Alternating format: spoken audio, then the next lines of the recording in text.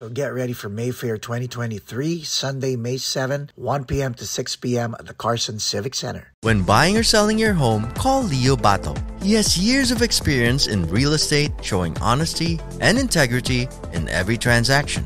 He's a person you can definitely trust. So book your appointment with Leo Bato today by giving him a call at 818-648-4837 or by visiting him on the web at www.leobato.realtor. Rejuvenate your smile with Dr. Lourdes Capelong's comprehensive range of dental solutions. Along with general dentistry, Dr. Capelong specializes in cosmetic dentistry, including teeth whitening, bonding, dental veneers, and surgical crowns. Whether it's urgent care or preventive treatment, she'll take care of you and your smile. To schedule an appointment, call the clinic at area code 323-257-7582. Visit AbbaEServices.com for fast medical transcription service. This podcast episode is brought to you by AB Music Creative. And the podcast will begin in 5, 4, 3, 2, 1. Ladies and gentlemen, live at Paco's Place, my good friend, Luigi Dizon. Good evening. Good evening. Thank you. Thank you for inviting me. Paano mo na-assume na good evening? I mean, yun ang gusto kong malaman kasi una-una, paano kung tanghali to or umaga? Mm-hmm. Madilim eh. Madilim sa labas, kaya gabi. Paano mo nalaman madilim sa labas? Hindi naman kita, wala naman tayong mga bintana. Kaya ako tinatanong. Kasi, kwentuhan mo ako ng ano, nabanggit mo sa akin dati na you like being 2 steps ahead. Mm-hmm. Did it ever occur to you na minsan your assumptions get you in trouble? Yes. Kasi minsan nag-overthink lang ako ng gusto na hindi naman dapat problemahin. Kumbaga pag dumating na lang yung problema na yun is doon na lang natin isolve. In a way na ano ko na kasi yun kasi based on my task. Survival instinct? Yes. Na make sure lang na always thinking ahead of time na para alam mo na execute kung sakaling ko ano mangyari, meron kang plan B na. So, okay. In the past ba laging may aberyang nangyayari? Wala naman. Kaya lang nakikita ko lang yung tipong based dun sa gusto mo maging perfect ang isang bagay. Gumagawa ka na ng isang hakbang agad na sakaling mangyari yun is meron ka ng plan B. Kumbaga sa ayaw mong dumating dun sa part na yun, so you just wanna make sure na makover mo na agad yun. Paano kung wala naman perfect? Like wala naman bagay na perfect, di ba? Yes, okay naman yun. And again, especially on, let's say, if we talk about live events, no? Syempre, life in general. Life in general. Ba't bigla ka na mutla? Yun ang nasa utak ko eh. Sorry. Live events, pwede na yung live events. Sige, game. Kumbaga sa life in general, kumbaga sa kung ano na lang siguro yung dadating na yun. And again, from there, you'll just handle that situation kung ano man yun. Okay, since ikaw na nagbanggit ng live events, you're in the entertainment industry. Yes. Okay? Like you do DJ stuff, you do live production stuff. Mm-hmm. Has it always been this way? No, actually. Kasi yung nag-start ako, actually mahabang kwento. Sige, episode mo to. Ano yun eh? Baka sakali yung mga gusto mag-DJ, di ba? Or gusto mag-live events, pwede makakapulot sila sa'yo. Yeah, so eventually it started off nung umuwi ako sa Pilipinas. Kasi nung time na yun, nandito ako nung bata pa ako.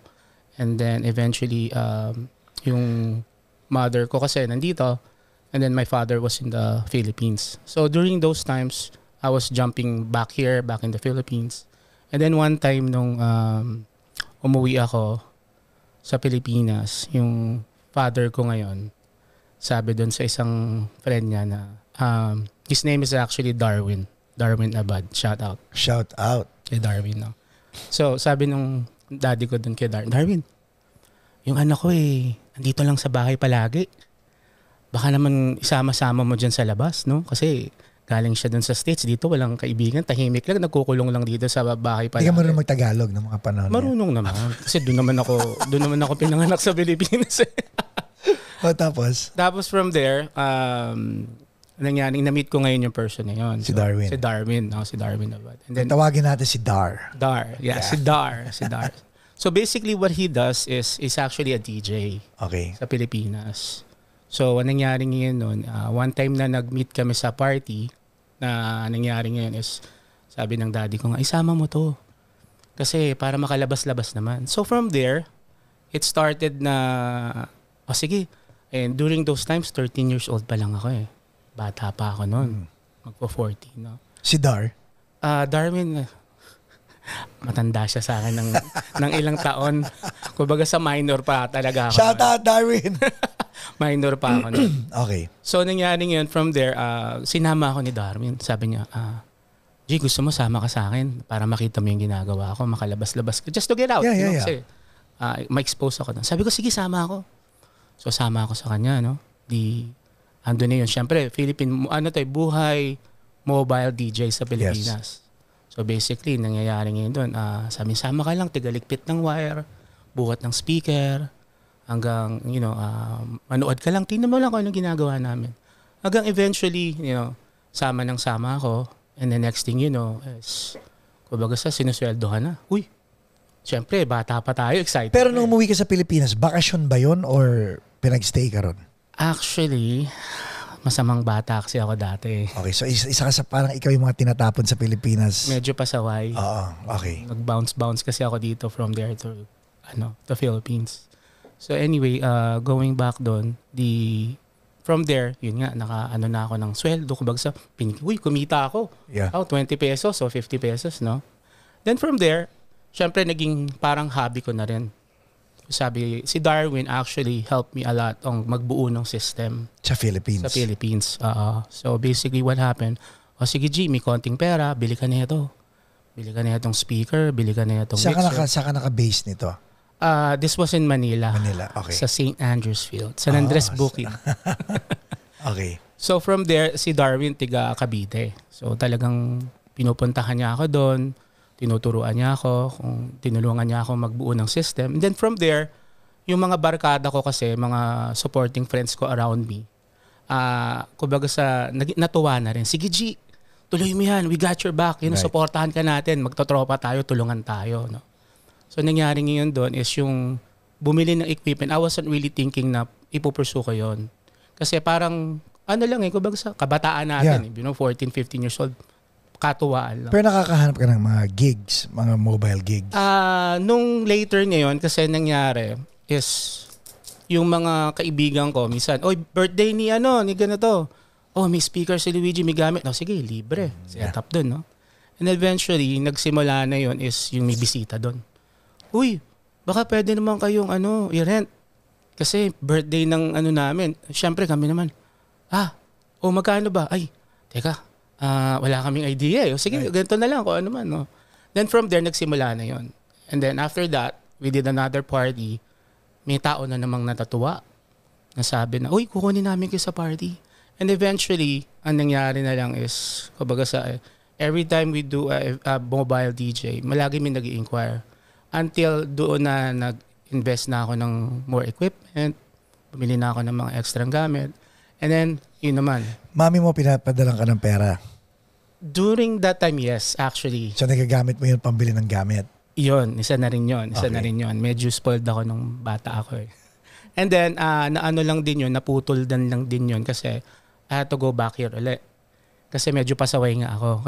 So, naging pasaway ka naman sa Pilipinas? So, binato ako ulit dito. Anong kalokohan naman ang ginawa mo ron?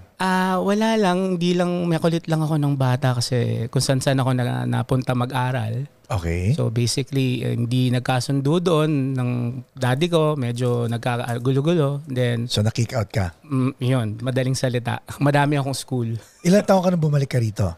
I think when I went back was parang 15 ata ako, pero nagstay lang ako for... So, isang taon ka lang doon? Yeah. Isang taon lang. Kasi ang nangyayari, parang pupunta lang ako dito 3 months, tapos hindi nyo na magugustuhan, babalik na naman ako. parang kumbaga nasanay tayo sa Pilipinas. Yeah. Dito, medyo nag-a-adjust pa ako ng tipong, alam mo naman sa atin, yung mga kapitbahay, daming tao. And then, next thing you know dito, nung Ikaw lang mag-isa. lumabas ka ng bahay, parang, asan ang tao rito? Yeah. Yung tipong Christmas, wala kang makikita mga naglalakad, Yep. nakatulang kasing busy sa atin. So, bumalik ako ulit dito, was I think 15 ako noon. 15. Nagstay lang ako for 3 months. And then, went back ulit sa Pilipinas. So, nangyari ngayon, nung mag-high school na ata ako na nag-high school ako sa St. Anthony, Okay. sa San Andres. Yeah. And then, bad boy ako noon ulit. So, medyo di ko natapos yung school year. So, ang tanong ko, bakit mo pinipili maging bad boy? When I say bad boy, yung definition ko nun is, kasi during those time nung bata ako, parang hindi ako nai-interest mag-aral. Ano gusto mong gawin? Parang yung nakikita ko sa sarili ko nun is yung time na yun na parang yung going to school, sa akin lang to, no? Parang is wasting my time. Because? Kasi na-expose ako na nakikita ko na I can do something out there na parang mas hindi ako nasasakal. Parang nakita ko yung na side ng business side, being a young kid na anong time na yon. So parang sa akin, parang niisip ko na, siguro, okay, may mga kaibigan ako mga nakatapos, and then next thing you know, hindi naman nila masyadong nagagamit. Then ako naman, during that time na isip ko, sabi ko, parang nawawala na ako ng interest. And then, so what happened is, nung kick out ako doon, bumalik na naman ako ulit dito. So, nag-first year high school na naman ako. It's actually in Santa Ana, Saddleback High School, no? And during those times, medyo... Christian high school pa pala. Kami, di kami good term ng mami ko. So, doon muna ako sa tita ko nag-stay sa Santa Ana. And then from there, hindi ko na naman natapos ulit yung first year high school ko. Kasi, may hindi na naman magandang nangyari nung time na yon. So, bumalik na naman ako sa Pilipinas. ano yung mga hindi magaganda nangyari? Ano lang siguro, yung mga hindi magandang nangyari is parang pasaway lang ako sa school na naman. Hindi ka dito fist fight? Oh, no. It's not about being like yung bad stuff, no? Yeah. Yung, to be clear is, kumbaga nawawalan talaga ako ng interest mag-aaral. Okay. Then since nakita ko na nga na-pursue ko na yung, nakita ko na kumita, kasi nga nung DJ na kami, no? And then, bumalik ako ulit sa Pilipinas noon. And then, I finally nag-stay na ako doon nung 94 going to... And then during those 94s, yun yung kainitan namin. Sunod-sunod yung events namin. Kumbaga from 94 to 2000. 6 years, ha? Oo, dire-diretso yun. So, talagang babalik lang ako dito for 1 month para kumbaga bumili ng equipment. Kasi talagang naging Plaka. isa na yun, plaka. Kasi noong time na yun, wala pa naman CD. Yeah, wala pa mga Spotify din. Wala pa. Hindi, may CD na noon, wala pa lang mga... Meron na ba? 94, meron na. Yeah. Pero hindi pa masyadong gamit pala. No? Yeah. During those times din, nandito yung mother ko. So, meron kaming subscription sa mga record dito. Then, pinapadala na lang niya doon. Para, syempre, pag may bagong kanta, Andun na. plaka kasi ka na sa Pilipinas agad. No? And then, yun nga, from there, nagstay na ako sa Pilipinas noon. During those time, from 94 to 2000, talagang sunod-sunod na yung events namin until nag-grow na. When I say grow is from mobile, andun na yung may isa akong barkada, ang pangalan niya si Greg Villaber. Shout out. Shout out, Greg. Oo, Salbahe ang pangalan ng sound system niya. Okay. Salbahe. Kasi eventually, nagkakilala kami niya kasi sa banda siya eh. So may band equipment siya. And then ako ngayon sa sounds. Baga saan nangyari nun, parang nag-collab kami. Sabi ko, pag merong banda, ikaw mag-setup, tapos ako sa sounds. Okay. So from there, nagse-setup na kami from basic sound system na maliliit hanggang lumaki na. Next thing you know, banda na, entertainment na, hanggang yung naging talaga fully blown na siya. Right. Fully blown na talaga siya. Tapos nun, ando na yung, I was 17 years old. Ang tawag dito, yun yung, naiba yung mundo ko na. Because? Kasi maaga akong lumandi. Okay, so nagpa-party ka na nito. Oo, paparty na ako noon. Tapos, yung time na yun is nakilala ko yung ex-wife ko dati nung bata pa ako. Nagkaroon kami ng anak. Ilan taon ka nang nagkaanak ka? 17 years old. 17? Masamang bata. So lolo ka na? Lolo na. Lolo na. And eventually, syempre bata pa ako nung mga times na yon. And then, tipong akala ko alam ko na lahat. Right. Tipong sabi ko, kumikita na ako and everything like that. And then from there, medyo na change yung pagka-childhood ko. Kasi syempre, you have to adjust as a parent. So nung nakabuntis ka, anong reaction ng nanay mo at saka tatay mo? Yung nanay ko, wala lang. Kumbaga sa nangyari. No? Tatay ko din was very supportive nung time nun kasi nalaman pa nila ng medyo hard way. Paano? Medyo paano ko ba kukwento to? Kwento mo lang. Nahuli ka nila? Hindi naman. Andun yung time kasi na syempre buntis siya, no? Uh-huh. And then so hindi nila alam na buntis? Wala pang nakakaalam. Okay. Wala pang namumula na ata ako. So wala pang nakakaalam nun, no? Then eventually, andun na yung time na syempre, lalaki na yun. Malalaman na yun, no? Teka, lalaki na yung tiyan? Lalaki na yung tiyan. Okay, akala ko naman lumabas na yung baby. Hindi pa. Lalaki na yung tiyan. Siyempre, malalaman at malalaman. Sa side nila? Oo, sa side nila. Ilang taon yung babae at nung time na to? 19. Oh. Ako noon 17. Oh, spicy. Okay. So eventually, nung medyo lumalaki na yung tiyan, mapapansin na, siyempre, bata pa tayo noon, hindi pa natin alam kung anong gagawin natin. No? Ako naman, during that time, syempre, pananagutan ko naman. Kasi talaga namang nangyari. No? And then, syempre siya, medyo masyasyak yun. Bakit siya masyasyak? Kasi yung nag-aaral siya, tapos yung parents niya malalaman, syempre magagalit. No? Eventually, dumating yung time na sabi niya na tipong, parang kung pag nalaman ng parents ko to, yari ako. Right. Ngayon, aalis na ako dito sa amin. Sabi ko, bakit? Ba't ka aalis? Kasi, pag nalaman ng magulang ko to, patay ako. Right. Siyempre, hindi ko naman siya mapigilan. Sabi niya, aalis ako, basta bahala na. Ba't di mo siya niyaya pumunta sa bahay mo sa San Andres?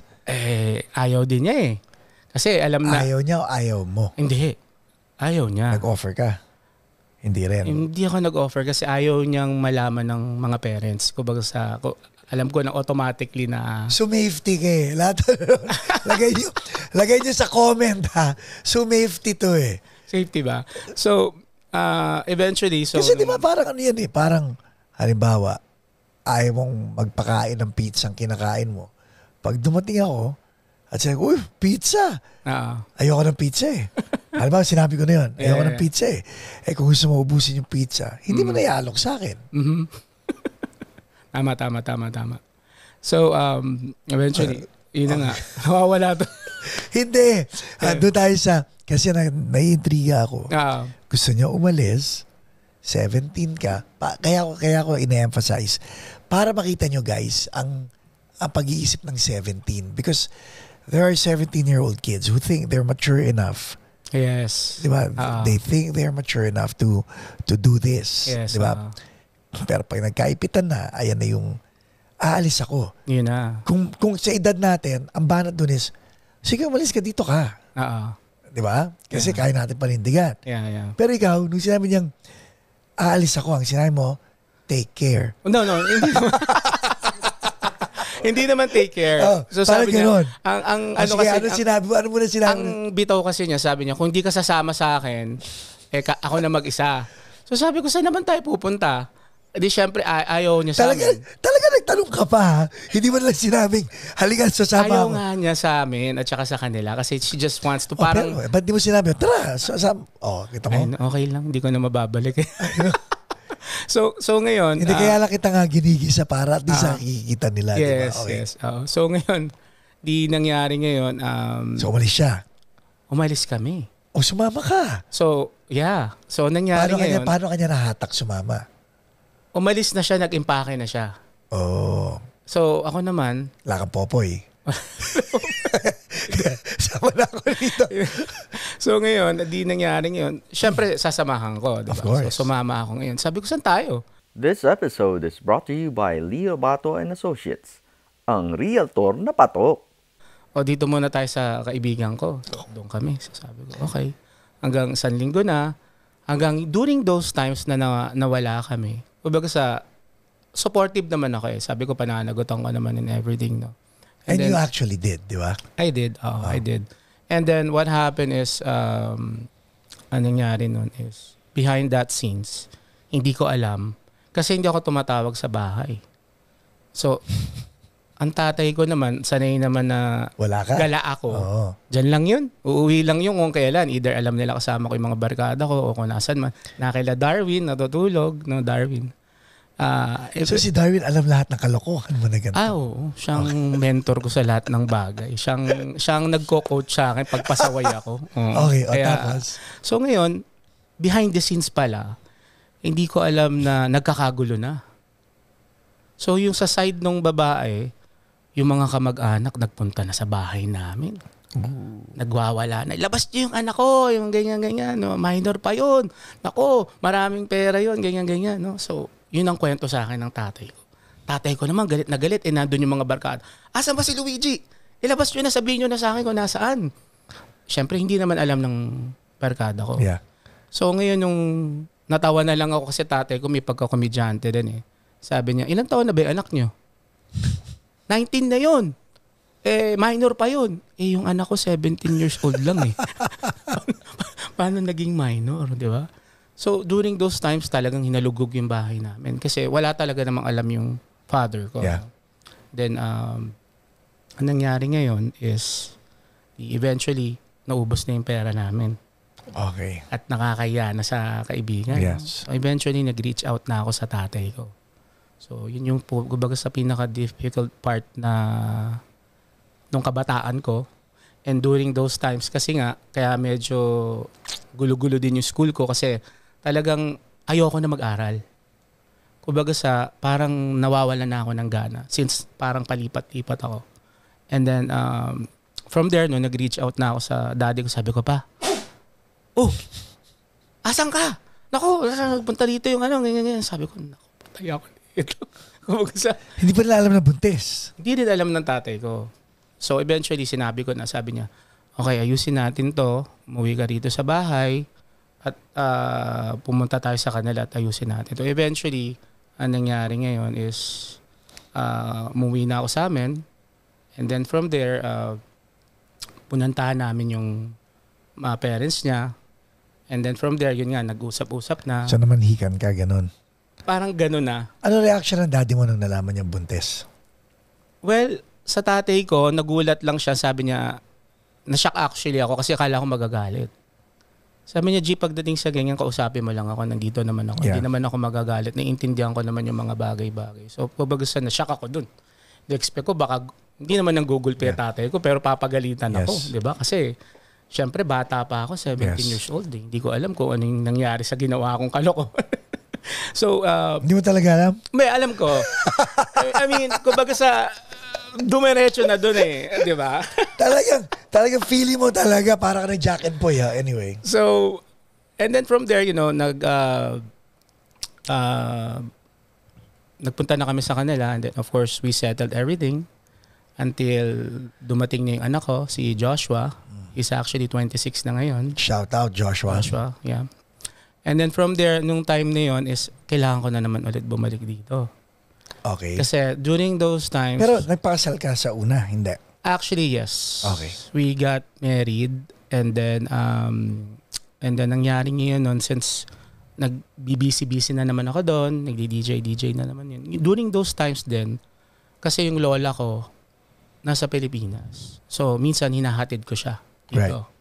So, wala kasing ibang pwedeng maghatid-hatid sa kanya kundi ako. So, nangyari ngayon nung during those 97 yung anak ko 98, 99, pabalik-balik ako noon. And then eventually, syempre, DJ tayo. Yeah. So medyo marami tayong nakikilala sa Yeah. Pilipinas. Andun yung magkakaroon ng jealousy. Yes. Andun yun.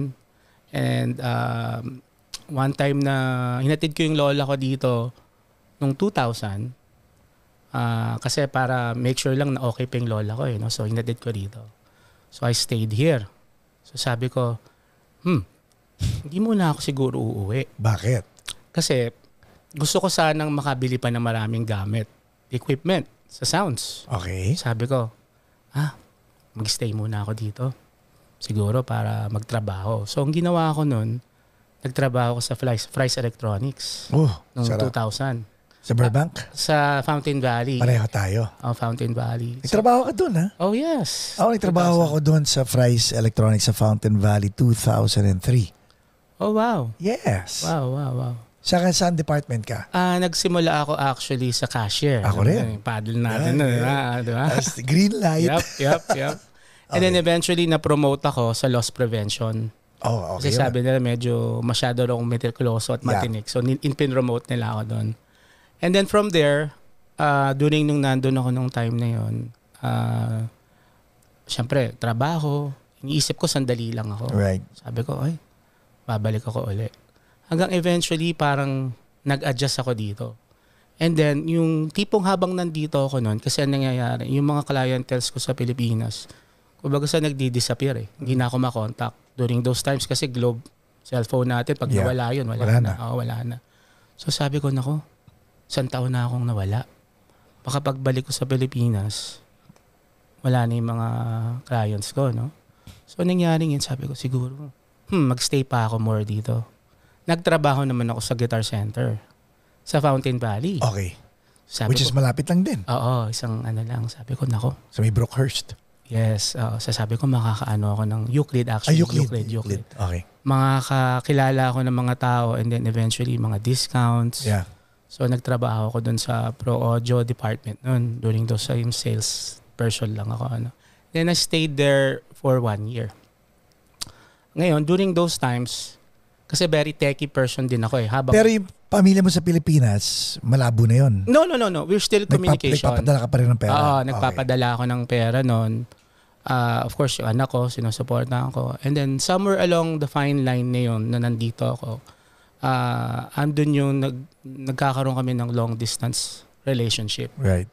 Kasi nung time naman, wala pa tayong Facebook So, o puro internet. phone card.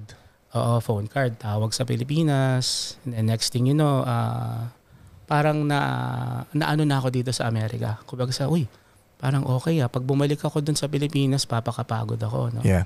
And then again, ang hirap. Dito kasi talagang pag nagtrabaho ka, okay ka. Kumikita ka, yeah. Oo, kumikita ka. And then from there, during those times nang nasa Guitar Center ako, nagpa-part-time pa ako noon. Meron pa akong part-time. Yung part-time ko noon is, believe it or not, cellphone technician. May isang cellphone shop actually dito. Kasi may nakilala akong Filipino na nagbebenta ng mga cellphone. Tapos ako kasi very techy person talaga ako Ngayon, naghahanap ako ng way para mag-survive sarili. Okay. During those times na nasa Guitar Center ako, nag-aano ako yung kumbaga naghahanap ng mga buy and sell. And then, bukod ba dun sa being techie ko, gumagawa ng mga cellphone, nasisira, nagbabaklight, kumbaga sa mga Pilipinas. Yes. Nalala ko yun. Kumbaga hindi pa nga nila alam yung text message dito. Ano yung text message? Hindi na maintindihan. Samantalang sa atin, 97 pa lang. Meron ng text message. And then, during those times na yun, of course, papadala ako sa Pilipinas. Tapos, ando na yung parang nalock na ako dito. Sabi ko, nako, teka muna. Paano ko ba gagawin to? Parang during those times, naipit na. Yeah. And of Kumbaga course, parang gusto mo na rito, pero hindi mo lang kung kailangan mo umuwi. And then during those times, syempre, may asawa pa ako sa Pilipinas. Actually, hindi pa kami kasal. Sorry. Medyo nag-skip ako ng timeline sa year Baka So nagpunta ka rito, hindi kayo kasal? Hindi pa kami kasal noon. And then, ang nangyari ngayon, since na nag-a-adjust na ako dito noon, umuwi ako noong 2003. Okay. Para magpakasal. Ba't mo naisipan magpakasal? Kasi andun yung time na actually, ang hirap kong explain. That short sponsor ad, pogi talaga ni Leo Bato. Anyway, shout out kay Leo Bato. Shout out, Leo. So ngayon, hindi mo ma-explain kung bakit ka umuwi sa Pilipinas para magpakasal. Pero, kaya, hindi natin ini-scrutinize si Luigi. This is not interrogation. But then again, I would like to share this with you guys, with all of you watching na may anak na 17 years old or kayo yung 17-year-old. Life really will throw you a lot of curveballs. Yes. Pag naging irresponsable ka. In your case, bata ka, alam mo dapat kang mag-aral, pero meron kang sariling pag-iisip, and then nagdagdag ka pa ng bata sa mundo. Tapos ang ulo. Tapos nag-enjoy ka sa Amerika. Yung mga trabaho mo, hindi talaga trabaho yan eh. Yeah. Unang-una yung Fry's Electronics, guys, wala na siya ngayon. Pero para siyang Disneyland ng electronics. Yan. Tapos yung susunod na pinagtrabahuan niya, Guitar Center, Disneyland din yun ng mga musikero. At saka ng mga nagdi-DJ, mga pro audio. Yeah. So paano mo nagawang, so hindi pa kayo mag-asawa? Hindi pa. Kasi bali nangyari pa noon, nag-live-in na rin kami noon. Kasi yung lola ko promotor, may apartment. So parang nangyari ngayon, since nung nabuntis siya noon, na nagkaanak, sinipa na sa akin lahat ng responsibilidad. Dapat lang. Oo, kasi baga sa inako ko na ngayon. So nangyari, pinag-aral ko pa siya. So may ganun. Yes. Dapat lang. Oo. So nangyari ngayon noon, bumalik ako ng Pilipinas noong 2003. Ngayon, during those times na yun, nagpakasal nga kami. So nangyari noon kasi... Sino nag-isip na magpakasal kayo? Well, hindi ko talaga yung mother ko. Yung mother ko talaga. So, meron pa yon bago pa ako umuwi noon. During those times pala, nag-skip na naman ako ng year eh. Medyo napapabilis. At least nababalik na. Kailangan ko habulin kasi baka magulpi ako. Anyway, during those, I think it was 2000 yun, no? Nakilala ko yung wife ko ngayon. Okay. So, magkaibigan lang kami. Nung time na yun, of course. Sa akin kakilala? Mahabang story yan. Episode mo kwento natin. Again, yung mga tanong ko, dinidikit ko lang lahat yan. Sige. Because, tanda mo, may commitment ka sa Pilipinas. Tapos, ang alam ng campus sa Pilipinas, naghahanap buhay ka sa Amerika. Yes. So pala, naghahanap ka na ng buhay sa Amerika. Yun pala yun. So anyway, anong nangyari ngayon nun during those times? Na-meet ko nga yung wife ko ngayon, si Susan. Hi, Susan. Ison, mahal ko yan. So ngayon, anong nangyari ngayon nun is... Ba't di ka tumingin dito? Saan ba yung... yun, doon pala yung camera. Love you. Mahal na mahal ko yan. Okay. So anyway, during those times, na-meet ko siya kasi mahabang story. So, nung nandito ako nung habang nagtatrabaho ko, of course, either trabaho lang tayo, uwi sa bahay. Alam mo naman, during those times, may online. Yeah. AOL pa. AOL. So, syempre, ako naman. Bibili ka ng CD, libre, di ba? 4,000 hours. So, ngayon, ako naman, sige, punta ako doon. Tingnan ko, ano ba meron dito? Chat ako, no? Mamaya, nag-message sa akin. Huy, tiga saan ka? Sabi ko, dito ako sa Orange County. Kasi yung screen name ko, 714 OC Boy. Yun. Di syempre, obvious naman, Orange County, 714, di ba? So ngayon yung pangalan ng taon si Bless. Okay. Bless siya. So sabi niya sa akin, uy, nakipagkaibigan. And then sabi niya, naalala ko, na-recall ko, may binibenta sa akin. Eh. Parang, ano ba yun, something, juice or something. No? Sabi niya, minsan naman punta ka dito sa amin. Ako naman, makikipag-meet. Parang ASL. Kinakabahan ako nun Diba, during those times, hindi naman ako nagdadrive pa. Kumbaga sa bus lang ako sakay lang ako ng bus. Yan, meron akong friend na Vietnamese. Naka-opisina ko dati sa Fry's. Diba? Alam mo naman, diba? Kung hindi Cambodian, Vietnamese. Exactly. So, naging best friend ko yun. So, naging buddies kami. So, sabi ko sa kanya, I met someone in AOL. Maybe you can take me over there so we can meet. No? Okay. Di ako naman, schedule namin. So yung Bless yun, yung nag-message sa akin. No? So, punta kami ngayon doon. Di eto na. This episode is brought to you by Dr. Lourdes Capulong. Di punta kami doon. Ang unang-unang bumungad sa akin, nasabi, ikaw ba si Luigi? Yung wife ko ngayon, si Susan. Ooh. So siya yung unang nakita ko. Kubagsaw, hi. Hindi mo ganun, hi. So ngayon, from there, syempre, yung na-meet ko yung friend niya. And then from there, yung gabing yun, na nag-meet kami. Kasi cellphone technician din ako, di ba? Yeah. So sabi ko, uy, ang ganda naman ng phone mo, 8290. Tingnan ko nga. Nokia?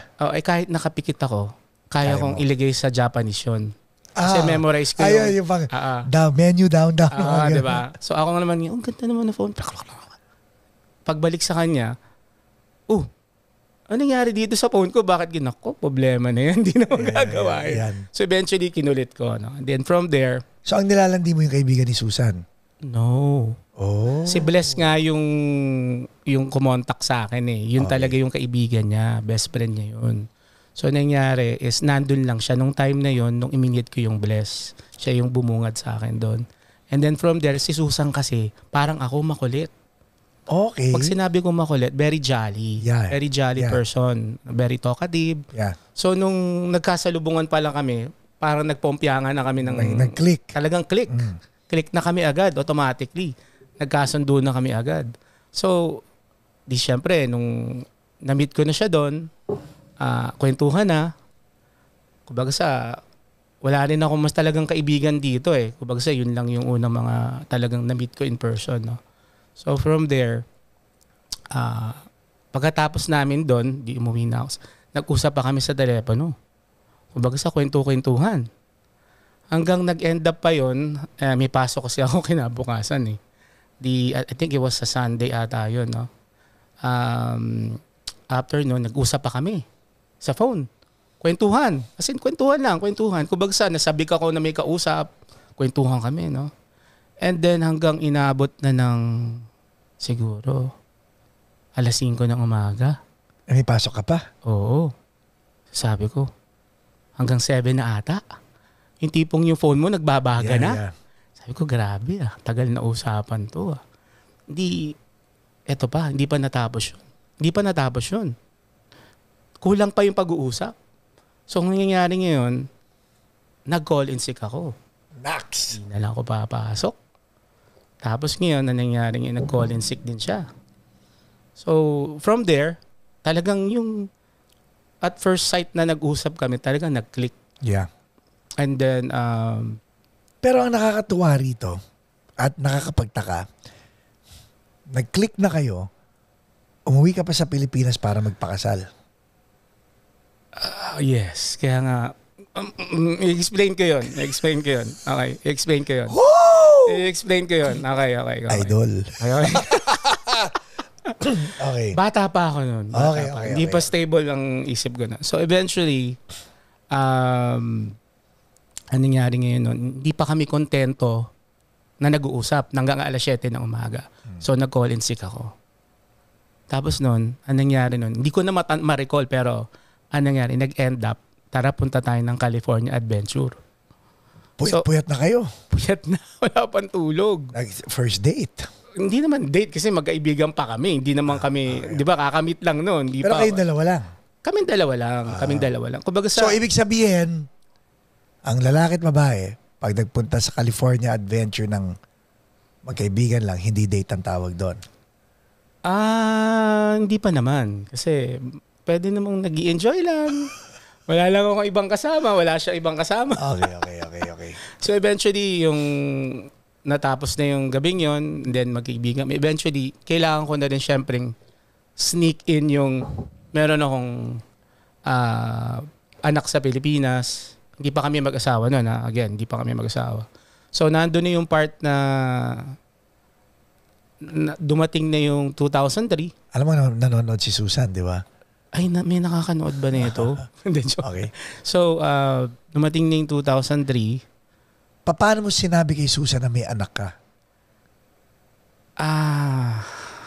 O hindi mo sinabi? Di ko na matandaan. Bigla akong kinabahan dun. Ang alam ko na tatandaan ko is nalaman din niya yun, pero ang pagkasabi ko sa kanya, medyo malabo na kami nung babae sa Pilipinas. Which I lied. I really lied. And again, bata pa ako. Bata pa ako nun. And then, ang nangyari ngayon nun is nung umuwi ako noong 2003 kasi meron din akong sinasamahan na grupo na parang kinuha nila ako mag-manage nung sa golf course na ako yung mag-score. Yung pinagtatrabaho kong cellphone store. Yes. So I went back there pero may iba pa ring agenda nangyari is nagpakasal kami nung yung wife ko nga sa Pilipinas. The ex-wife ko. No? And bakit? Okay, yun yung tanong mo. Is nandun yung time na yung mother ko kasi syempre, kumbaga sa tradition pa rin siya. Kailangan itama natin ang... nung time naman na yun, ayaw rin naman ng ex-wife ko doon na pumunta rito. Okay. And then eventually, bumalik ako ulit dito. Eventually, nagsinungaling ako kay Susan. Ano sinabi mo? Na tipong magkakalabuan na kami. Pero nagpakasal kayo? Oo. Yun ang masaklap doon. So hindi niya alam na nagpakasal kayo? Hindi niya alam. Hindi niya alam. So, again, bad boy ako doon. And bata pa ako. Masama. So ngayon, again, hindi pa naman kami talagang, well, actually kami na noon. Mumu na kayo noon. MU na kayo noon. So teka, nung nasa Pilipinas ka, tumatawag ka kay Susan sa Amerika?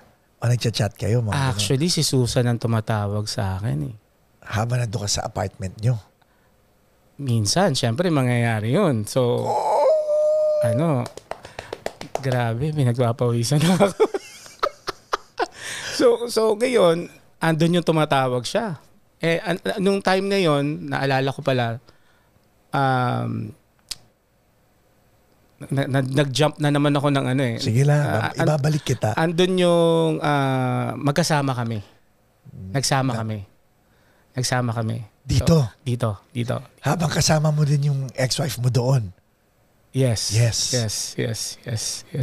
Para seaman lang ang dating mo, Brad.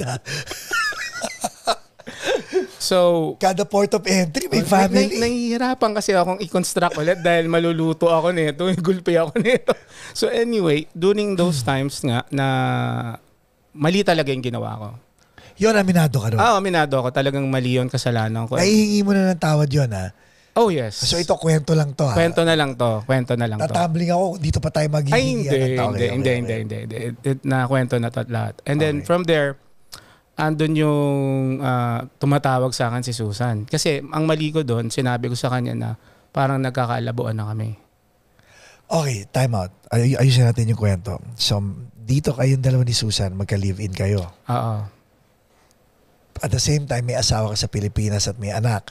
Yes. So, ang alam ni Susan, nagpapalaki ka lang ng anak doon. Exactly. Nawala na kami nung ex-wife ko and everything. Ang alam ng asawa mo doon, nagtatrabaho ka rito para sa kanila. Yes. So, tuwing kailan ka umuwi sa isang taon? Hindi nga ako umuwi from 2000 to 2003. Hindi ka umuwi sa Amerika o sa Pilipinas? Hindi ako umuwi ng Pilipinas. Actually, na-stuck ako dito nun kasi... Kaya nga, 2002 to 2003. 2000 to 2003, yes. Pero pag uwi mo ng 2003, nagpakasal ka naman doon. Yes. Habang magka-live-in kayo ni Susan. Oo. Tapos pagbalik mo, ano pakiramdam mo? Kasi...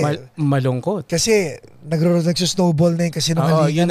Yun na nga. So, ang nangyari ngayon, nagpatong-patong na. Aha.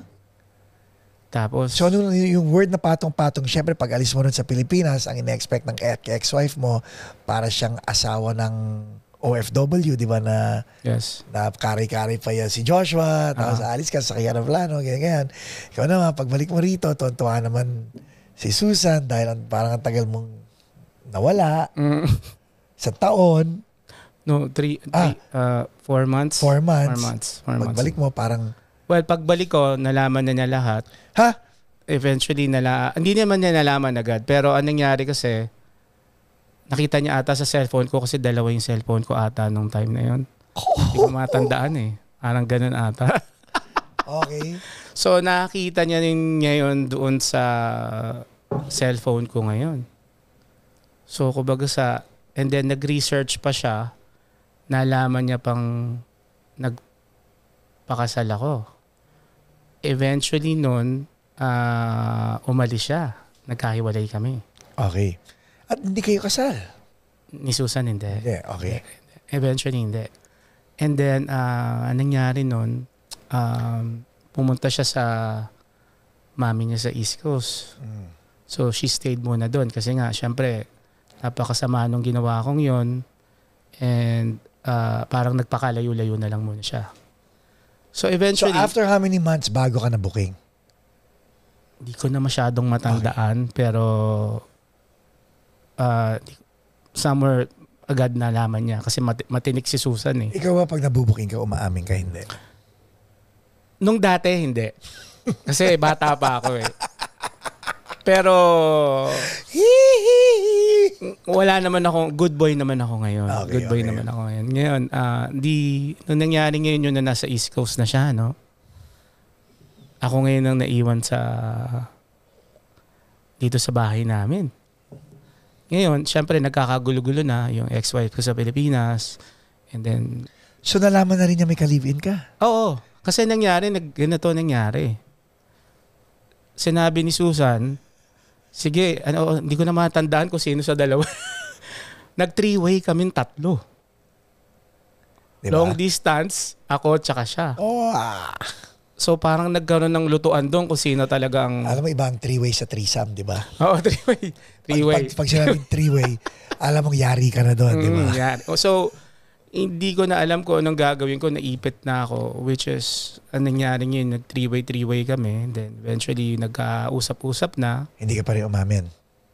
Hindi pa rin. And then, hanggang ang nangyari ngayon is, syempre, wala na talaga akong magagawa. Yun eh, kalokohan ko na nag-snowball na. You know? And then eventually, nangyari doon is, kumbaga ang na-experience ko doon is, may iba akong nakita kay Susan na talagang naramdaman ko na nahirapan akong explain. Kasi nangyari is, syempre may anak ako sa Pilipinas, no? May una akong asawa.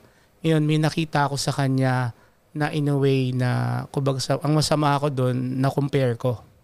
Yung pagka-jolly niya, pagkabait niya sa akin. And then, kumbaga na-lost na yung feelings ko doon sa Pilipinas. Kumbaga naging mas matimbang na siya. Okay, puputulin kita dyan. And the reason why, galing tayo sa nagpapatong-patong na yung mga kasinungalingan mo, sumabit ka na, nung nabooking ka, pagkakataon mo ng umamin, hindi ka pa umamin. So, lalo nagkapatong-patong. So ngayon, nandito ka sa stage na wala kang kasama, parehong galit sa'yo. Anong pakiramdam nun? Napakahirap kasi nagpakasinungaling ako ng gusto eh. Kumbaga ang nangyari dun is hindi ako nagsabi ng totoo. Kahit kanino? Oo. Ngayon, ang na-realize ko na lang ngayon na sana kung makokorek ko yung nakaraan, hindi ko ginawa na may masaktan. Okay. So now, no moment na ikaw lang mag-isa ang nandyan, and the reason why I'm asking you this question is because na-experience ko rin yung low point na yun, and I'm pretty sure may mga tao na nasa low point nila. Some people at their low point commit suicide, ha? Yes. Some people go to drugs, some people go to alcohol. Bihira ang taong nasa crossroad ng kadiliman na bilang sasabihin nila niya, sige na, papakatino na ako. Pero feeling, ano ba, naisip mo ba na, you know what, this might be my last straw, magpapakatino na ako. Ano pumapasok sa isip mo nun? It took me a while na mag-adjust kasi ang ano nun is, syempre may nagawa akong masama sa Pilipinas na wala naman talaga silang kasalanan. Yes. And then again, wala din namang kasalanan si Susan. So kasi, ikaw talaga lahat? Ako naman talaga eh. Oo, ako naman talaga lahat. Pero feeling mo wala ka rin kasalanan? Hindi, meron. Yun ang sinasabi mo sa kanila? Hindi. Wala naman. Kasalanan ko talaga. Pero ang gusto ko malaman, ano ang excuse mo sa Pilipinas? Wala akong naging excuse kasi talagang... Nung karumal-dumal ka pa, nung na-booking ka, anong sinasabi mo? Anong denial lang sila? Ang sinabi ko, wala yan. Kaibigan ko lang. Or what. Kaya para marinig ng mga tao. Dininay ko. Talagang dininay ko. Dininay ko talaga.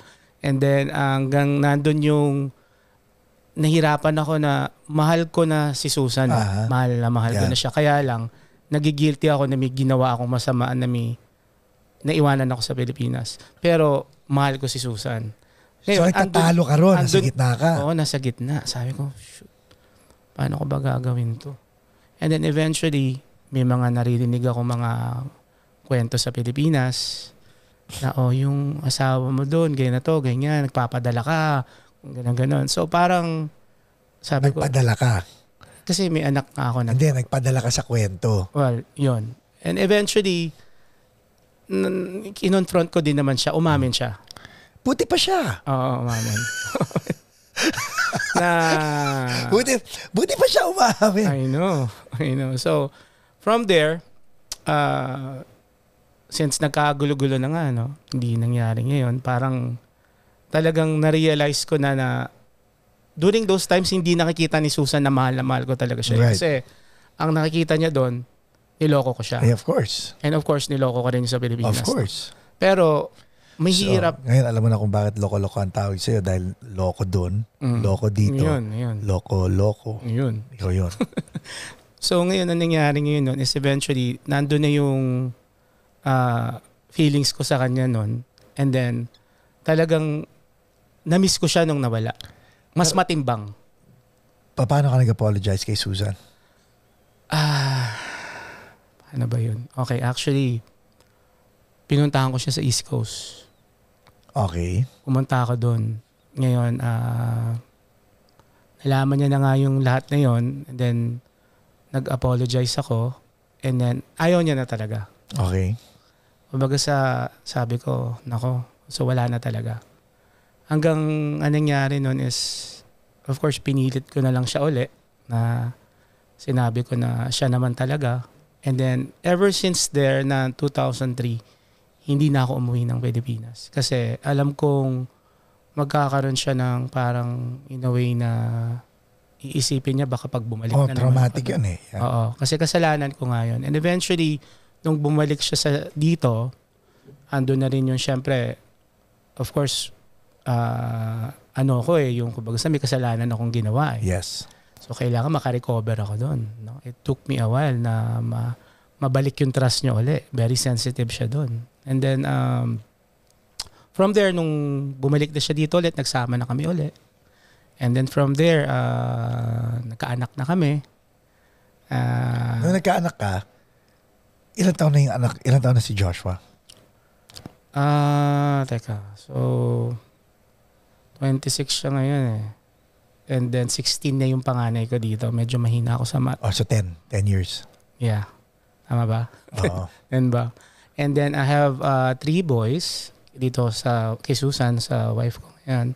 At saka yung bunso naming babae, si Francesca. So 4 boys, 1 girl. Kasama yung sa Pilipinas. Oo. So para tayo, 4 boys, 1 girl. Oh, similar ha? Similar. Pero ako maamin ako. Yun na nga. Kaya naman pala. Okay. So si Joshua is 26, 27? 26. Anong relationship niyong dalawa? Nag-uusap naman kami. Hindi kayo close? Hindi lang masyadong. Pinatawad ka na ba? Yes. Alam mo yun for a fact? Tinanong mo?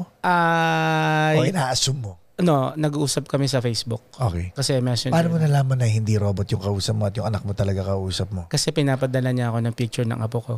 Okay. So eventually we communicate at andun naman yung medyo in-explain ko sa kanya yung pagkakamali ko dati. Natanggap naman niya yun. So umamin ka? Na nagkamali ka? Oo. Okay. Umamin ako. And then next, yun nga, yung nagsama na kami ulit ni Susan. And then eventually, of course, talagang nagpakabait naman ako. Wala na akong... When you say nagpakabait, anong ibig sabihin nun? Hindi na ako gagawa ulit ng tipong mangyayari ulit yun. Yes. No, kasi ando na yung I matured a little bit na tipong ayoko nang ilagay yung sarili ko sa ganung pakiramdam. Yeah. Mahirap eh. Kumbaga tama na yung isang beses. Right. Huwag mo nang ulitin, di ba? And then from there, of course yun, nag-business pa rin ako dito. No? Nagsimula ako, actually, during those times din, nagsisimula na rin ako bumili ng gamit ulit dito. Okay. Kasi 'di ba sa Pilipinas yun, Pilipinas to. Hanggang nagbibili ako ng gamit ulit Next thing you know, nagdi-DJ na naman ako. And again, shout out kay Joseph Gelito. Oh, yeah. Kasi, so, nagka-California Walk ka dati? Hindi pa. Hindi pa? Ngayon, si Joseph yun, kakarating lang nung 2000 ata. Galing barko rin? Oo. Ngayon, na-meet ko siya sa Manila Peninsula, sa Anaheim. Yeah. Ay, tama. Sa may Catella ba yun? May restaurant doon eh. Hindi pa Caliwalk to? Wala pa, hindi pa Caliwalk. So, nandun siya parang nagkakaraoke lang. Kasi si Susan at saka mga kaibigan niya, nag-hangout din doon. Okay. Visit AbbaEServices.com for fast medical transcription service. So eventually, yun nga, yung going back to bumibili na rin ako ng gamit dito. And then, nagsisegue na lang ako ulit dun sa pag-DJ. Pero yung kay Susan nga yun, nagsama na kami ulit until we had kids. Hindi, doon muna tayo sa pagdi-DJ. Babalik kita kay Susan. Sige. So ngayon, bumalik na naman ako ulit noon. Bumili na naman ako ng gamit. Next thing you know, nagsimula na naman ako ulit. Mga weddings, debut. Bumalik na naman ako doon. Hanggang next thing you know, pag may mga kakilala ako, eto na naman ulit. It happened all over again. Sa kagaya nung sa Pilipinas, nagsisimula na naman akong bumili ng gamit. Yes. Kumbaga sa ulit na naman ulit, may mga kaibigan ako sumusuporta. And then from there, lumaki na naman. Hanggang bumili na ako ng more equipments. Right. And then next thing you know, gumagawa na naman kami ng events. Until na-meet ko na si Jeffrey Pineda, tiga San Jose, no?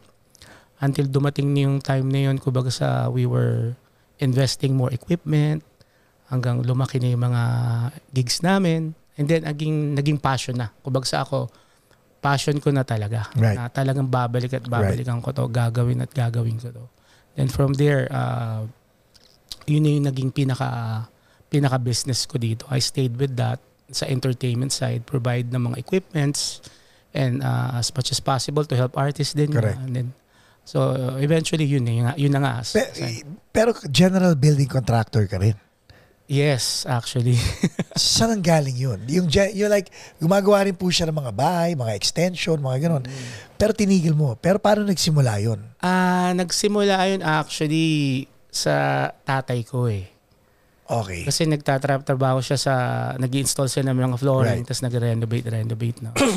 Hanggang eventually na sinasama niya ako, hanggang natuto na ako, hanggang next thing you know, naging parang extra income sa akin. Nakita ko. Yung paggagawa ng bahay? Oo, paggagawa ng bahay. Kasi dati parang sinasama-sama lang ako. Yeah. And then eventually hanggang natuto na rin ako at nalaman ko na yung business. And next thing you know, naging passion ko na rin. Kumbaga sino yung gumawa dito? Si Luigi, ganyan. Nagkaroon na ng recommendation. Tuloy-tuloy na yun. No? And then, doon na rin ako nagkaroon ng extra. Kumbaga sa inyong Monday to Friday ko. Oo. And then, of course, yung Saturday, Sunday is usually mga gigs. Yeah. Mga events. So, which brings me back to Susan. Sa pagiging general building contractor mo at saka sa pagiging DJ mo, saan siya mas komportable na gawin mo? Actually, supportive naman siya pareho. Yes. Talagang sinuportahan niya ako all the way doon. And that's what a good wife does. But it doesn't discount the fact na yung isa ron talaga ang pine-prefer niya. It's just that supportive siya. So kung ano man ang piliin mo, sasabay siya ron. Pero sa tingin mo, alin doon ang gustong gawin? Alin doon sa dalawang yon ang gustong mas gawin ng asawa? Mas wini-wish ng asawa mo na gagawin mo? Alam mo, yung tanong na yan, medyo... Kung sasabihin ko siguro, no, kung sa dalawa, sa entertainment side.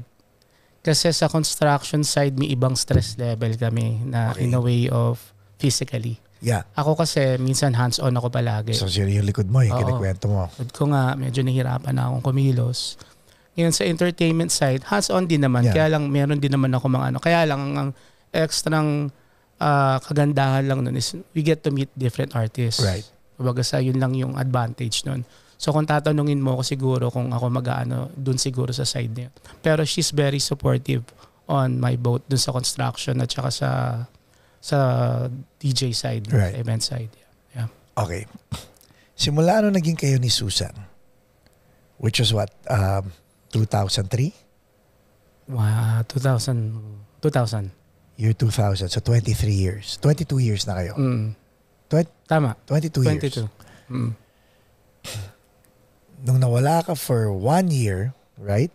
2000, Hindi naman. 4 months. Yes. 4 months. 4 months. Wala ka ng 4 months. Itong recently, may ginawa kang OPM Summerfest. Ito na yung ulit yung pinakamatagal mong nawala. Oh, yes. Oo. Yes. Right? Tagal, yes. Ito na yun. Mm-hmm. Mm-hmm. And pag-usapan muna natin yung paano ka nagpaalam sa asawa mo na mawawala ka ng 36 days. Mga 34 days. 34 Kung days. dagdagan, baka magta kayo sa Hindi kasi umuwi ka eh. Oh, yeah. 34 days. Mawala ka ng 34 days. Knowing full well na may trauma nung nawala ka for 4 months. Paano ang conversation sa misis mo? Yung regarding kung paano ako magpapaalam ba, yung tanong mo? Nung first, for OPM Summerfest, paano ka nagpaalam for that? Paano mo siya pre-nep? Yun pala. Hindi ko na siya masyadong pinrep kasi she was really proud of, supportive siya sa akin na Right. medyo magiging part ako ng OPM Tour Fest eh. Kumbaga sa nakita niya yung passion ko in a way na makakatulong, Okay. in a way na parang she was very proud of me. Na talagang very supportive siya na do what you do. Sabi yun, do your best. So talagang, syempre, andun yung mahirap na malalayo siya sa isa't isa. And then ako din, first time ko lang din ulit na ma-experience yun. So, lagi naman kami nag-uusap. We were communicating naman during those times. Kamusta yung tour na yon for you? Oh my God. It's very, very memorable na napakasaya. Napakasaya na nabigyan ako ng opportunity. Yeah. Thank you to Paco's Place at saka Attitude Entertainment, Jonathan Bencamino, and Mark Mercado. Na binigyan niyo ako ng tiwala na isama ako at naging part ako ng event na yun. Na very, very sa akin, very memorable sa akin yun. Kasi I get to meet the best artists natin, no? Grabe. Si Glock 9, River Maya, True Faith, kayo pa. On si one Cedric. stage. Cedric Escobar, in one stage. Saan ka pa ba hahanap nun, di ba? Kumbaga sa yun na yun eh. Pero anong feeling na ano ba tawag dito? Yung tour kasi, itong mga artists na to, dati nakikita mo lang sa TV eh. Mm-mm. And now kasama mo sila every single day, day in, day out. Wow. Actually, I really enjoyed them kasi lahat sila napakabait, napakakwela. May mga kanya-kanya tayong character. I actually had the opportunity to bond with them. Tipong Hindi ito separate lakad eh, no? No. Isang lakad lang kayong lahat. Yes. Kasi nangyari nung tour na yon, since Anaheim natin, sama-samang nagpunta ng Las Vegas. Actually, intro voice lang kayo lang actually. They go back here, no? And then from there, may nagkaroon na magandang bonding na kumbaga sa getting to know each other. And then andun yung tipong, grabe, kasama ko sila ng mga naglalaba. Si Aris, si Glock 9, tsaka si Mike S. Nagpunta kami Mike Elgar, nagpunta kami ng Target.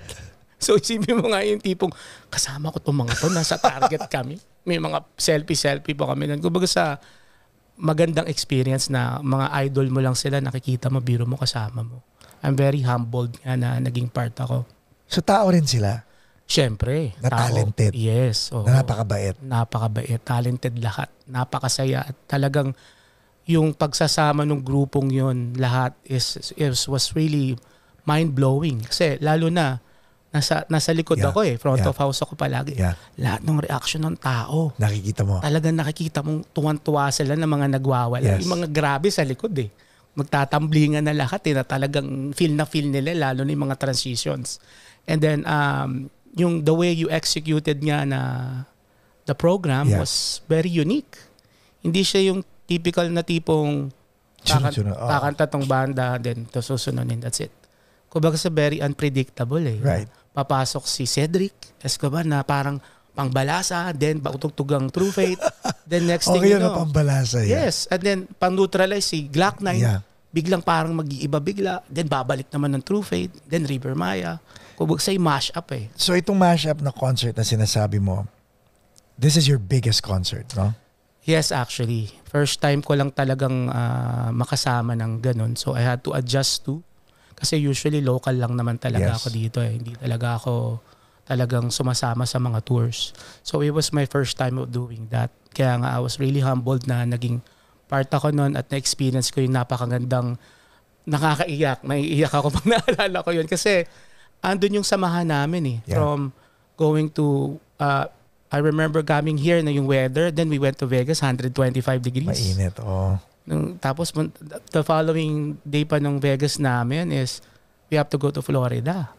So parang dikit-dikit nga nung time na yun. And then of course yung bonding time namin na magkakasama kami, hindi namamasyal. Right. Kumbaga sino mo ba namang iisipin mo makakasama mo sila ng ganun, di ba? Kumbaga it's a really good opportunity to be with them, lalo na pagkasama ka at magkakasama tayo. Nakakatuwa, no? Nakakaiyak hanggang ngayon.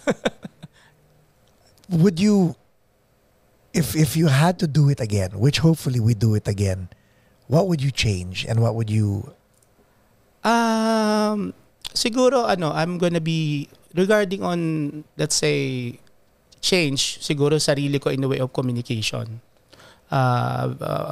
Kumbaga sa communicating with everybody of what their needs. Kasi ako, I still had to adjust in a way of, kumbaga sa, medyo may halong hiya. Right. Nahiya ako sa kanila. Ayoko naman masyadong maging parang bossy, no? Yes. So I had to adjust a little bit. And siguro, regarding on our, yun lang naman. Other than that, everything was executed right. Everything was good. And of course, syempre, nagsama-sama lahat automatically. Sa unang sama naman, hindi naman mag-a-adjust tayo. Yeah. When you nag-adjust tayo, yun na yun.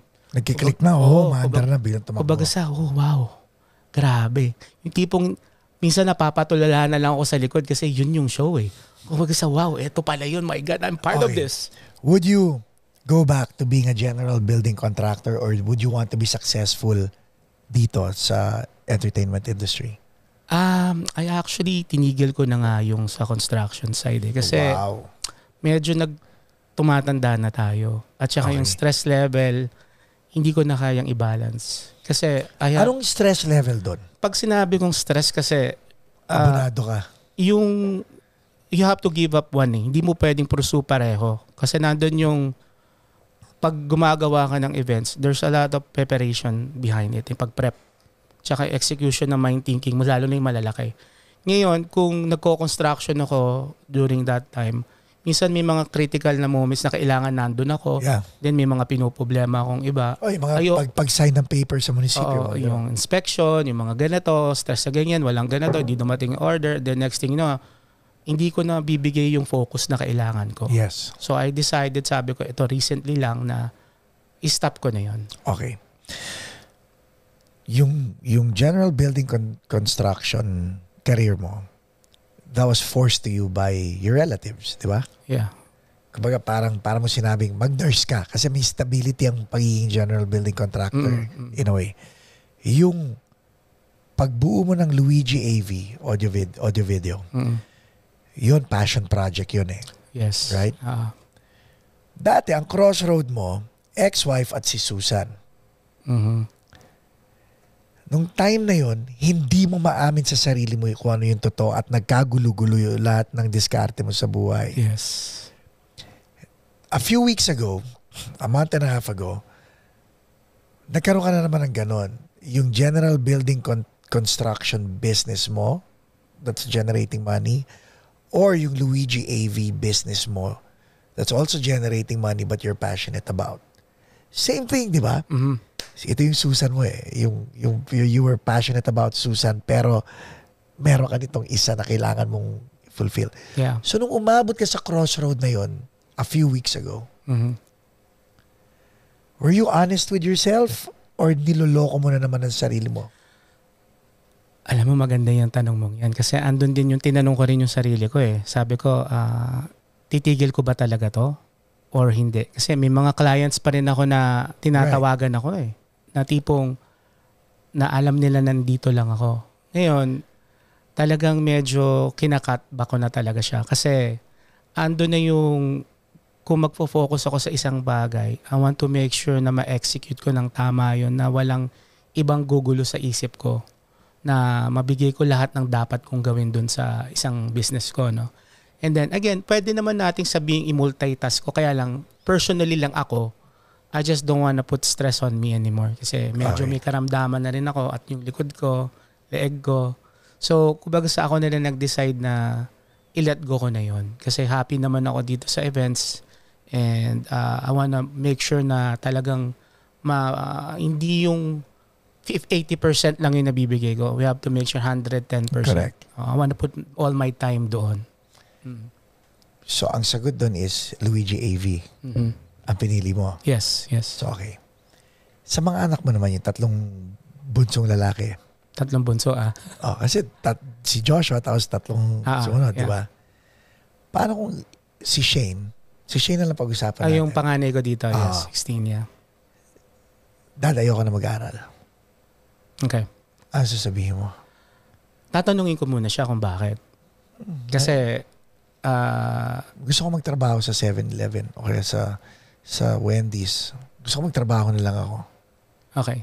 So siguro ang pang-aaral ko lang doon, no? Kasi bakit mo pangangaralan? Hindi, yung kumbaga sasabi mo, yun ang gusto niya, di ba? Kasi ang tatay mo hindi ka naman pinangaralan. Well, pinangaralan naman pinangaralan. niya. Yes. Pasaway lang talaga ako. Actually, hindi ko nakunuwento lahat kasi kulangan 4 hours, 6 hours dito. Kaya natin. Wala lang naman yung hard drive. Pero, okay, go. So, ang masasabi ko lang siguro, tatanungin ko muna siya kung bakit. And then, if I feel na yung gagawin naman niya, ipupursu niya na hindi dapat na hindi siya mag-aral. Yeah. Same thing, kumbaga papayuhan ko siya. And then, I'll let him decide. Of course, as much being a parent, you wanna guide your son din na tama. No? Pag-aralan mo siya. At least nasabi mo kung ano yung tama at tamang gawin niya. Ngayon, papakinggan ko rin yung sasabihin niya kung ano ba yung reason kung bakit. Kung medyo valid sa akin yun, maari. Pero hindi ako sigurado sa sagot kung sakaling 7-Eleven yun o in and out naman. In and out naman, di ba? So, maaring ganun nga. Okay. Any regrets? Regrets on... Sa buhay mo? Sa mga desisyon mo sa buhay? I don't regret it kasi nakita ko na lang yun is siguro it just have to happen na lang mangyari kasi parang lesson learned na lang sa akin yun. And then, bilang nangyari yun, naging mas matibay ako eh. Kumbaga sa in a way of, do not do it again. Huwag mo nang gawin ulit yun. Kasi na-experience mo na, lumayo ka na doon. So, kumbaga sa mag-ingat na lang ng mga kilos, tama na yung nag-mature na tayo, andun na tayo, hindi na tayo mga bata, alam mo na yung mga tama't mali. Yeah. Kaya hindi ko naman masyadong masabing ire-regret yung mga nakaraan ko. Kumbaga sa it gave me a good experience not to do it again. Malamang. Oo. Kasi talagang yari, di ba? Anong message mo sa mga batang ama at sa mga batang ina na nanonood? Message ko siguro, yung tipong nalagay na sila sa ganong sitwasyon. No? Siguro, andun yung since depende kung may anak na din sila. No? Syempre, batang ama. Batang ama na. At saka batang ina. Kumbaga sa follow lang kung saan sila mapupunta. Kasi hindi naman natin talaga sila pwedeng sabihin, yan na yun eh. Yeah. You never know how it's gonna end up. No? Siguro ang pinaka-ano ko lang dun is, love your current wife kung sino man yan and then talagang ibigay nyo yung maibibigay nyo. 100%. 100%, oo. And then again, wag masyadong mag-isip na tipong kala nyo, alam nyo na lahat. Kumbaga sa makinig tayo sa mga magulang natin nung pinapayuhan tayo. Papanoorin mo tong episode na to. Maganda yung pangaral mo sa sarili mo. Oo nga eh. Ganun ba? Kumbaga sa pakinggan natin yung mga magulang natin, di ba? Yun lang mabibigay kong advice sa kanila. Yeah. Message mo kay Joshua? Message ko sa anak ko sa Pilipinas. Ayun, matagal ko na siyang hindi nakikita. Hopefully, nag-i-enjoy ka dyan sa apo ko at anak mo. And again, magpakabait ka. Huwag mong kopyahin ng tatay mo. Message kay Susan? Ang message ko kay Susan, ay nako, Diyos ko, mahaba eh. Sige. Ilang oras pa ba? Maraming oras. Ang message ko lang unang-una, magsosorry ako dun sa ginawa ko 22 years ago. Kasi you actually gave me another chance na maging kami uli. And then to keep up all sa lahat ng frustration at mga paghihirap na binigay ko sa kanya. At mahal na mahal kita. Sobrang mahal ko sa kanya na wala nang iba pang papalit. Kumbaga sa siya lang, nag-iisang Susan. Kumbaga sa nagpapasalamat ako at pinatawad niya ako doon. Yun lang maano ko. Talagang very supportive siya sa akin. Sa lahat ng mga ups and downs. Ang maganda rin doon kasi sa tinagal naming magsama is syempre marami kang pagdadaanan eh. Yep. Kumbaga sa hindi naman palaging up eh. May mga downsides din doon. And then kagandahan doon kung paano namin sosolvin yung mga downsides na yun. Together. Oo. Kumbaga sa I'm very happy sa aming dalawa na nagko-communicate kami. 22 years. Oh? Yeah. So we learned a lot. Yeah. Na bilang those years na nag-uusap kami, nagko-communicate kami, in a way, nang pinagdaanan na natin to. Okay? And then yung na-appreciate namin yung sa isa't isa. Pag umaalis kami, napakasaya. Kala mo, barkada ko lang, happy-happy kami. Pero we love each other. Kumbaga sa suportahan talaga. And again, nagbago rin ako in a way na pinakita ko sa kanya yun na I want to make sure na hindi siya mag-iisip na may iba. Yeah. Kasi alam ko yung pinagdadaanan niyang yun dahil mahirap talaga yun. Yes. Again, I apologize. Traumatic. I apologize, Susan. Kasalanan ko yun. So, I just want to make sure na hindi na siya mag-isip ng ganun. Are you happy? Happy, oo naman. I'm very happy overall. Sa family ko ngayon, siyempre kay Susan, na nandito pa rin siya. And I have my 3 boys here. Anak ko sa Pilipinas, yung girl kong bunso, yung anak ko dito si Shane Dizon, and then Kyle, Gabriel, and then Francesca. Yun yung bunso kong babae. Kaya very happy. Yeah. Ladies and gentlemen, Luigi Dizon.